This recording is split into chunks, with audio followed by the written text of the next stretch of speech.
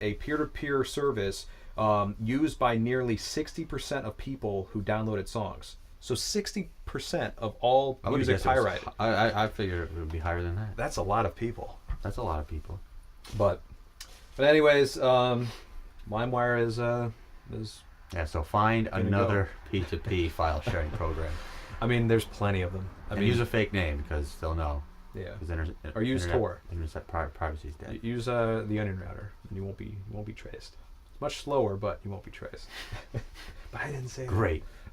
Great. Now we're gonna have the government coming after us. That. All right.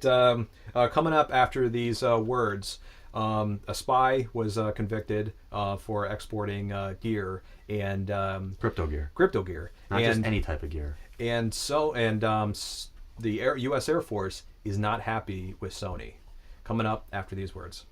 So if you want to contact us here at Internet Buffet, jump on our website at internetbuffet.tv. And while you're there, click the like button. That'll bring you to Facebook, and then from there you can go to Twitter and go to twitter.com/internetbuffet. And if you'd like to send us an email, which we check all the time, it's contact@internetbuffet.tv. What are you waiting for? Get to it. Let's get it on. All right, I'm still talking. And that's a wrap. Cut! Thank you, Brian, for those sweet, sweet words of sponsorship. No problem. That's what I'm here for. All right, story number 3. What do we got? This is a story about a guy Okay. from China Okay. who decided it would be a good idea to try and seek out every possible crypto gear device he could find. And what was he going to do with this crypto gear? Well, what he said, I guess we should explain what crypto gear is. Yeah. Because I guess maybe not everybody knows what crypto gear is. Okay. We said crypto gear like 8 times. Yes, we did. All right, so basically what crypto gear is that we have satellites that are orbiting space, and you need a type of receiver to grab a hold of those transmissions from from that satellite, and all those transmissions from those satellites are encrypted. So, I couldn't just so you couldn't just go ahead and just tap into it and get hear those, what they're saying. Obviously, that makes sense for military and whatever else. Yep. So this guy has been trying to get these devices to decrypt all these transmissions for communication and stuff. Mm-hmm. And he says he was put up to it by none other than the People's Republic of China. Go figure. So I guess while he's in the midst of acquiring all these devices, and this article goes through to mention probably about a dozen incidences of him trying to acquire gear. Different incidences over the last 4 years. And, for like 2,000 here, 3,000 there, 1,500 here. And they list all these devices by name, but they don't mean anything to me, and they probably won't mean anything to you. And I mean, he was going through, and he was trying to acquire all the source. I mean, he was trying to acquire like a source so he can get all this stuff. Yeah, he's got this guy who Yeah. turns out he's the FBI informant, and he keeps mentioning to this guy, hey, I think you're an FBI. I really hope you're not an FBI agent, but you said you weren't, so okay, this is cool. I'm going to keep paying you for this for the next 3 years. Mm-hmm. And then he finally gets busted, so they agree to meet finally. In Panama. Of all places. Yeah. So they agree to meet in Panama so they can exchange this last device. Yep.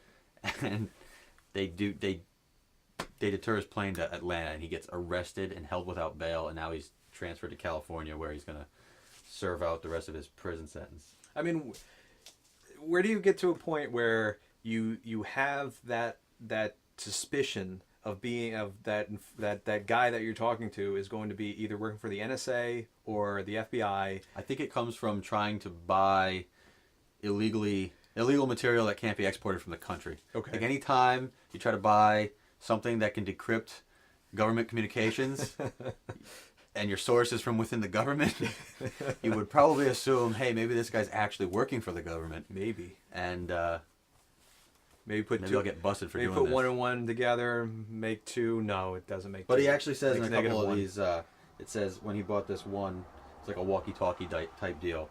He's like, can you please take off all the tags and label it vintage walkie-talkie? Like, that's going to help. Yeah. But anyways, this guy gets busted, and now he's been indicted for Everything. espionage. Was it espionage? Is it that he was that it says that he was Yeah. convicted of? Yeah. Espionage and trying to get his hands on gear and all that stuff. Mm-hmm. So, anyways, it was a pretty ridiculous story that happened to.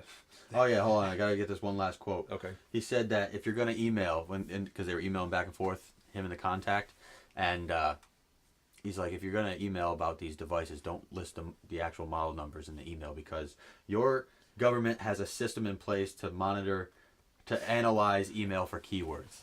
This guy's really smart. You know, he sounds smart, but apparently he let the other half of his brain talk him out of all his conspiracy theories and ended up getting busted for it. So, oh well, let's move on. Yeah, move on to story number 2. Story number Story number 4. Story number 2 after the break. Yep, after the break. So the Air Force, I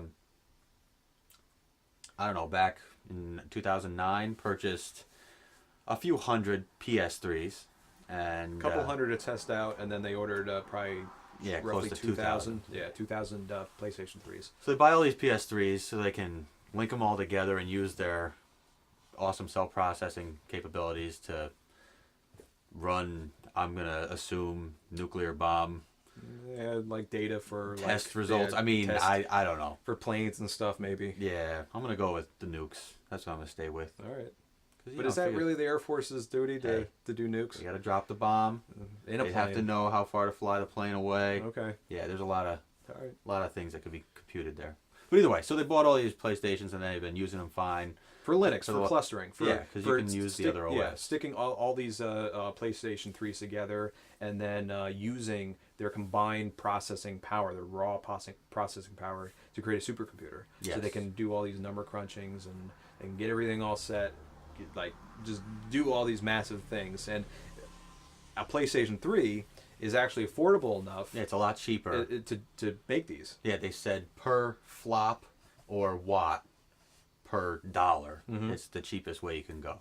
Or one of the cheapest ways you can go. Yep. But, so Sony, as we reported last week or 2 weeks ago now, decided to remove that other OS feature from their firmware update. So now, not that the Air Force is ever going to be using the PlayStation Network anyway, No. but let's say one of their PS3s breaks and they need to repair it or send Get it out to another get one. repaired. If they get it, they send it out to be refurbished or whatever, they're going to end up with a machine that has the new firmware update and then they can't use the other OS. Mhm. So that removes one from their cluster. So obviously this is going to keep happening, whatever, and they'll be down X number of PS3s if they break. So basically, the whole cluster is just going to dwindle over time. Yeah. To the point where they're not going to have enough feasible PlayStation 3s to have a good cluster amount. No, but they could have a sweet LAN party They could. because somewhere there's 2,000 PlayStation 3s sitting in a room And 2,000 PlayStation that controllers. that they can't be used to do anything else other than go on PlayStation Network and play games. Yeah. So That's a sweet deal. I guess what you'd have to wonder is what game would they play? I would say Resistance, maybe. Interesting choice. I was gonna go off the No, just- okay. just guess yeah. like you're gonna guess like Modern Warfare 2. no, No, I was gonna guess like Madden. yeah, everybody at the Air Force just gonna sit in a room and play Madden. Well, you see in the movies they go. Yeah. So they're football fans. Yeah, I don't know what else they would play. Let's go with Madden. Okay, let's do Madden. Yeah, so I guess when we find out that when this Madden tournament's going to be, we'll let you know, and Yeah. hopefully we can get one of sweet our LAN party. one of our sweet affiliates over there to cover the story for us. It's in Rome, New York. So we're Yeah, close. we're right down the street. Yeah. All right, that's all the stories for today. That's all we got. All right. That is all we got. That's all she wrote. Visit us at internetbuffet.tv, and we come out with a podcast every Tuesday. So for Dustin Browski, And Brian Diamani. see you next week. See you later.